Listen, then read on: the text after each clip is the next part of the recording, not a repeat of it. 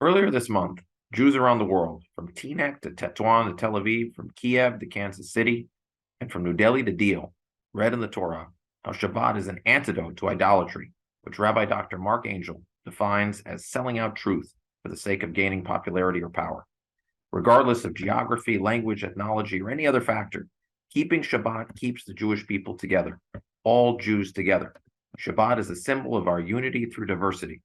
Moreover, in the same parsha, we read the famous phrase, proclaim liberty throughout the land and unto all the inhabitants thereof, which is inscribed on the Liberty Bell. What is the connection? Our ancestors came to these shores as refugees in search of freedom and its blessings of peace and prosperity. President George Washington, in his letter to the Sephardi congregation at Newport, pledges that the USA will give to bigotry no sanction and to persecution no assistance. Americans, he continues, enjoy liberty as our natural, inherent right, not as an indulgence of one class of people to another. However wondrous Washington's words and the words of our Declaration of Independence and Constitution, they will remain as mere inkblots on a page unless we, as generations of Americans before us, don't strive with patriotism, courage, intelligence, dignity, and character to give the principles for which we stand force and meaning in the world. Contrary to what we are taught or intuit from communal priorities, we do not exist to resist anti-Semitism, but rather to advance a particular purpose.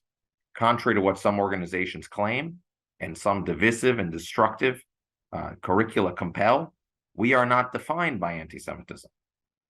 The Jewish people, our philosophy, our values, and vision are not reducible to a victimhood narrative. As Hacham Meir Hai Uziel said, Israel's mission to Yehuda is to issue a call for peace to all of humanity. Israel's redemption cannot be a particular redemption, but the redemption of all of mankind from its many lethal wars, from its servitude to strange ideologies, superstitions, and tyrannical regimes, or to false religious hypocrisy. Judaism's great aspiration is to abolish religious and political rule that exploits and abuses, dominates and oppresses. Shabbat Shalom.